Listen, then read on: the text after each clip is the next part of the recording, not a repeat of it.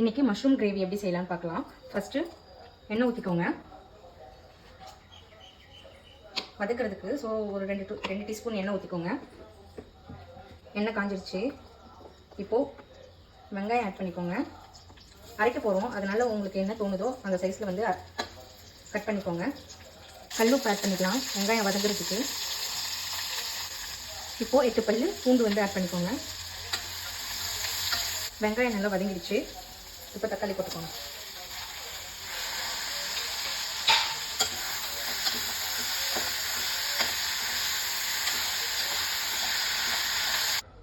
தக்காளி வதங்கிடுச்சு. இப்போ நம்ம அதை நல்லா ஆற வச்சு அரைச்சிக்கலாம்.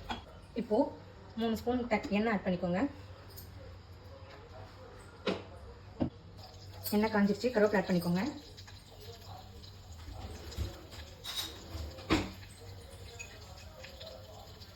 பெரும் சீரகம் சின்ன கரண்டியில் 2, 1/4 ஸ்பூன் மஞ்சத்தூள், கரம் மசாலா 1/4 ஸ்பூன், தனியா 2 ஸ்பூன் போட்டுக்கோங்க. 2.5 கூட போட்டுக்கோங்க, நல்லாயிருக்கும் தனியா.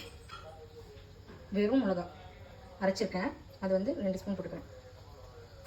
இஞ்சி பூண்டு வந்து நான் பவுடர் பண்ணியிருக்கேன், ஸோ அது வந்து 1/4 ஸ்பூன் போட்டுக்கலாம்.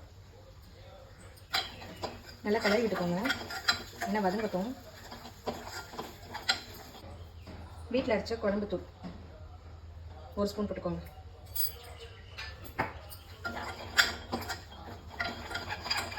இப்போ அரைச்சி வச்சதை ஆட் பண்ணிக்கோங்க.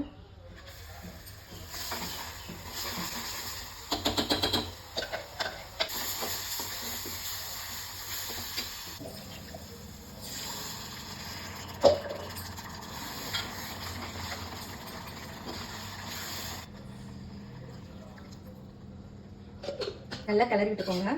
தண்ணி வந்து 1/2 கப் ஊற்றிட்டேன்.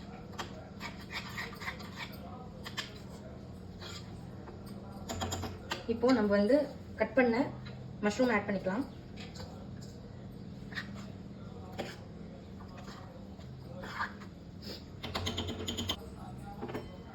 ஒரு 2 மினிட்ஸ் வந்து மூடி போட்டு ஸ்லோலே வந்து குக் பண்ணுங்க.